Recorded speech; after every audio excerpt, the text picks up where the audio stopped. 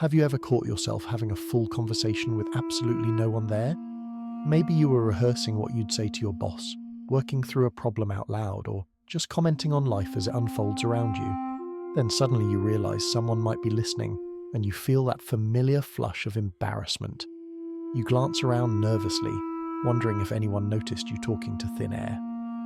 But here's the thing that might surprise you. The people who talk to themselves aren't the odd ones out. They're actually tapping into something profoundly human, something that reveals the intricate workings of consciousness itself.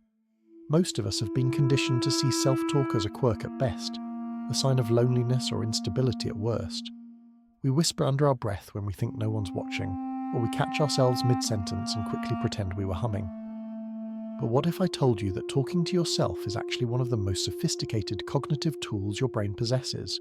What if those internal conversations you have out loud are actually signs of advanced thinking, emotional regulation, and problem-solving abilities? The psychology behind self-talk runs deeper than you might imagine. It's not just random chatter or a habit picked up from too much solitude. It's a window into how your mind processes information, manages stress, and makes sense of the world around you. When you talk to yourself, you're essentially externalizing your internal dialogue, giving voice to the constant stream of thoughts that flow through your consciousness every waking moment. Think about the last time you were trying to find something you'd misplaced. Did you find yourself saying things like, "Okay, where did I put those keys? I had them when I came in, so they must be near the door." That's not just absent-minded muttering, that's your brain using verbal processing to organize information, create a logical sequence, and guide your search strategy. You're literally thinking out loud, and it's making you more effective at solving the problem. But there's something even more fascinating happening beneath the surface. When people talk to themselves, they're often engaging in what psychologists call self-directed speech. This isn't the same as the internal monologue that runs constantly in the background of your mind. This is deliberate, purposeful communication with yourself, as if you were both the speaker and the audience simultaneously.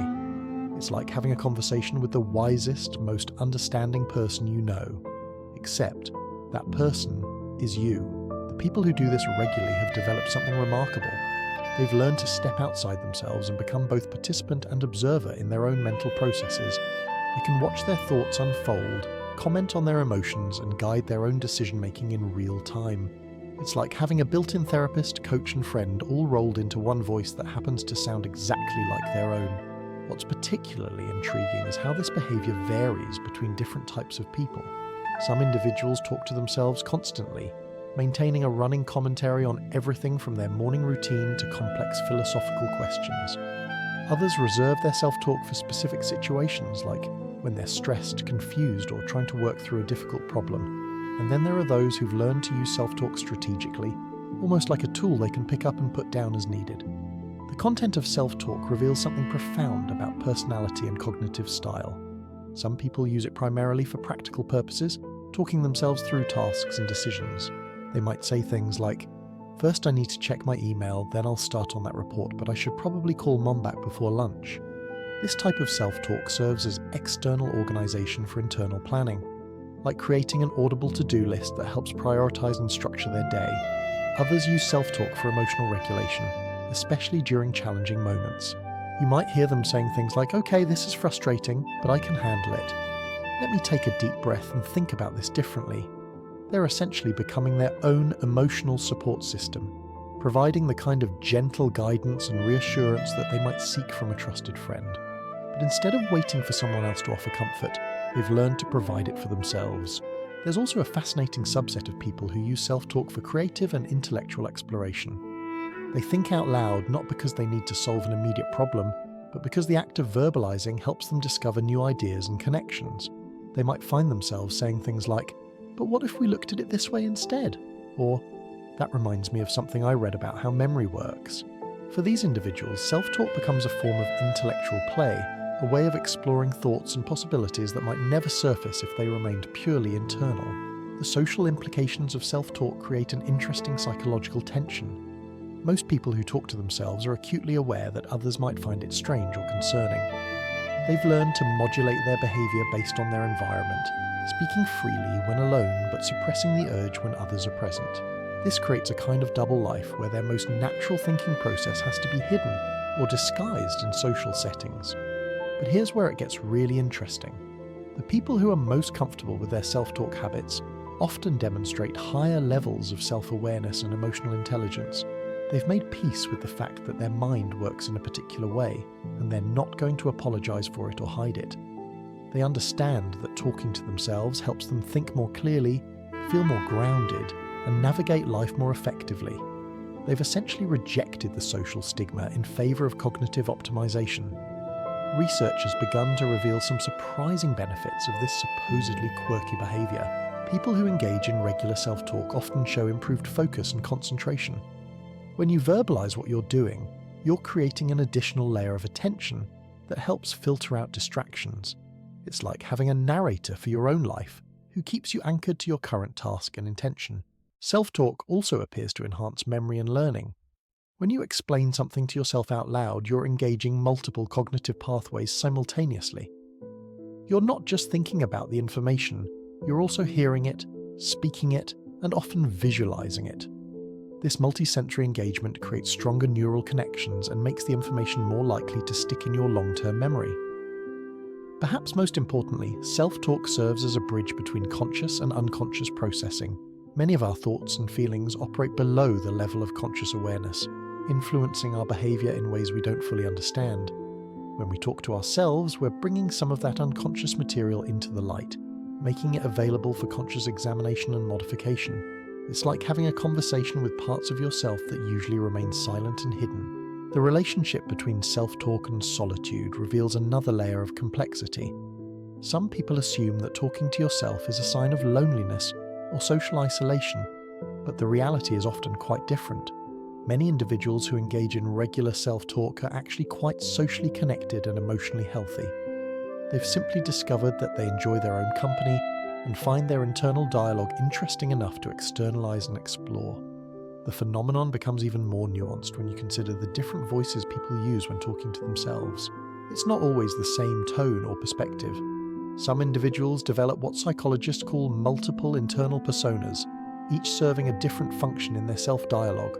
There's the encouraging voice that offers support during difficult moments, the analytical voice that breaks down complex problems, the critical voice that questions decisions and assumptions, and sometimes even the playful voice that adds humor and lightness to mundane situations. This multiplicity of internal voices isn't a sign of psychological fragmentation. It's actually evidence of sophisticated emotional and cognitive flexibility.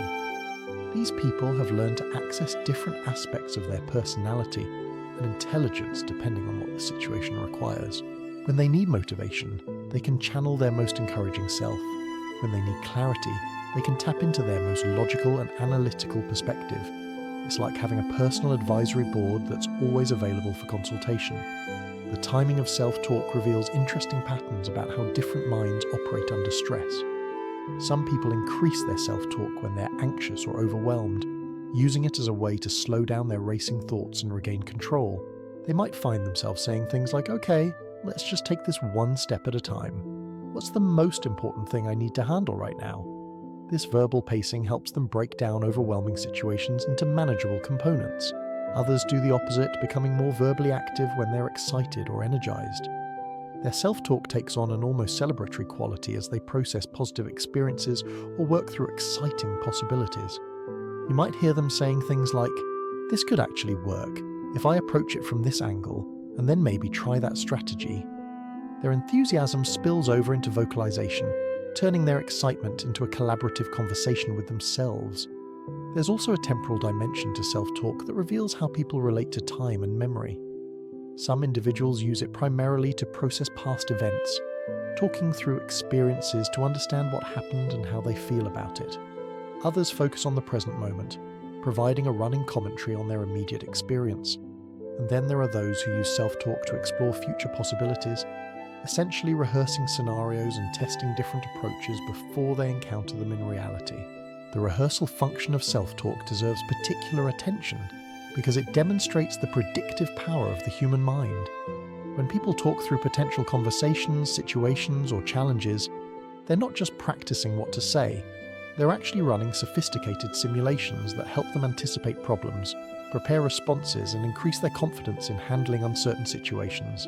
It's like having a private rehearsal space for life's more challenging moments. But perhaps the most profound aspect of self-talk is how it reveals the fundamental human need for narrative coherence. We're storytelling creatures, constantly weaving the threads of our experience into meaningful patterns and sequences.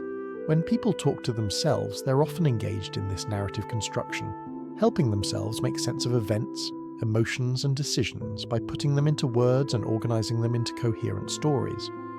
This storytelling function serves multiple psychological purposes simultaneously. It helps process emotions by giving them verbal expression. It clarifies thinking by forcing abstract thoughts into concrete language. It provides emotional distance by creating a slight separation between the experiencing self and the observing self. And it creates continuity by linking current experiences to past events and future possibilities. The cultural attitudes towards self-talk vary dramatically across different societies and contexts. In some cultures, talking to oneself is seen as a sign of wisdom and introspection, evidence of a rich inner life and deep thinking. In others, it's viewed with suspicion or concern, associated with mental instability or social dysfunction. These cultural differences shape how individuals feel about their own self-talk habits and whether they feel comfortable expressing this natural cognitive process. What's fascinating is how these cultural attitudes can actually influence the effectiveness of self-talk. When people feel ashamed or worried about their tendency to verbalize their thoughts, they may suppress this natural process, thereby depriving themselves of its cognitive and emotional benefits. Conversely, when people feel comfortable and confident about their self-talk, they're more likely to use it effectively and reap its full advantages. The relationship between self-talk and creativity opens up another intriguing dimension. Many creative individuals report that their best ideas emerge during periods of verbal self-exploration, when they're talking through problems or possibilities without any external pressure or judgment. The act of speaking thoughts aloud seems to unlock creative connections that might remain hidden in purely internal processing. This creative function of self-talk often involves a kind of cognitive play, where individuals experiment with different ideas, perspectives, and combinations without committing to any particular outcome. They might find themselves saying things like, "What if I tried approaching this completely differently?" Or, "There's something interesting about the connection between these two ideas, but I can't quite put my finger on it yet." This verbal exploration creates space for creative insights to emerge naturally. The physiological aspects of self-talk add another layer of complexity to this behavior. When people speak aloud, even quietly, they're engaging different neural pathways than they use for purely internal thought. The motor cortex becomes involved in producing speech. The auditory system processes the sound of their own voice, and additional areas of the brain integrate this multi-sensory information. This broader neural engagement may explain why self-talk often feels more satisfying and effective than purely internal dialogue. Yin and effective than purely internal dialogue. The breathing patterns that accompany self-talk reveal another fascinating dimension of this behavior. When people engage in extended self-dialogue, their breathing often becomes more controlled and deliberate, similar to what happens during meditation or focused conversation with others. This physiological shift creates a feedback loop where the act of speaking aloud actually promotes a more calm and centered mental state, which in turn facilitates clearer thinking and better emotional regulation. There's something almost ritualistic about how some people approach their self-talk sessions. They might have specific locations where they feel most comfortable verbalizing their thoughts, particular times of day when they're most likely to engage in extended self-dialogue, or even certain topics that consistently draw them into spoken reflection. These patterns suggest that self-talk serves not just cognitive functions, but also provides a sense of structure and routine that helps organize their mental and emotional life. The quality of attention that people bring to their self-talk varies dramatically and reveals different approaches to self-awareness. Some individuals engage in what could be called casual self-talk, where thoughts tumble out without much conscious direction or intention. Others practice what might be termed deliberate self-dialogue, where they consciously choose to externalize certain thoughts for specific purposes like problem-solving or emotional processing. This distinction between casual and deliberate self-talk illuminates different relationships people have with their own consciousness. Those who engage primarily in casual self-talk often seem to have a more fluid boundary between internal and external thought processes. Their minds naturally overflow into speech, creating a seamless flow between thinking and speaking that feels effortless and organic. In contrast, people who practice more deliberate self-talk have developed what appears to be a metacognitive awareness of their own thinking processes. They've learned to recognize when verbalizing their thoughts might be beneficial and can consciously shift into spoken reflection when circumstances warrant it. This represents a sophisticated form of cognitive self-regulation that most people never fully develop. The content themes that emerge in different people's self-talk patterns reveal core personality traits and values. Some individuals consistently focus their verbal processing on relationships and social dynamics, working through interpersonal situations and exploring their feelings about various social interactions. Their self-talk becomes a way of processing the complex emotional landscape of human connection. Others gravitate toward practical and logistical themes, using their self-talk primarily to organize tasks, plan activities, and work through procedural challenges. For these individuals, spoken thought serves as an external planning and organizational system that helps them navigate the practical demands of daily life more effectively. Then there are those whose self-talk consistently returns to abstract and philosophical themes. They find themselves verbally exploring questions about meaning, purpose, ethics, and the nature of existence itself. Their self-dialogue becomes a form of ongoing philosophical inquiry, a way of engaging with life's deeper questions in real time. The emotional tone of self-talk provides another window into individual psychological patterns. Some people maintain a consistently supportive and encouraging tone when speaking to themselves, as if they've internalized the voice of a loving parent or mentor. Others adopt a more neutral analytical tone that focuses on facts and logic rather than emotional support. And some individuals struggle with harsh or critical self-talk that reflects deeper patterns of self-judgment and perfectionism. What's particularly interesting is how these tonal patterns can shift depending on context and circumstance. The same person who typically engages in supportive self-talk might become more critical when they're stressed or tired. Conversely, someone who usually maintains a neutral tone might become more encouraging when facing particular challenges or uncertainties. The relationship between self-talk and decision-making reveals sophisticated cognitive processes at work. When people verbally work through decisions, they often engage in what resembles a formal deliberation process, presenting different options to themselves, weighing pros and cons aloud, and sometimes even adopting different perspectives to examine the same choice from multiple angles. This verbal decision-making process seems to slow down impulsive reactions and create space for more thoughtful consideration of options and consequences. People who regularly talk through their decisions often report feeling more confident in their choices and less likely to experience regret afterward, suggesting that the externalization of decision-making processes leads to better outcomes. The social aspects of self-talk become particularly complex when you consider how it affects relationships with others. Some people find that their comfort with self-talk makes them better listeners and conversational partners because they've developed strong skills for verbal processing and reflection.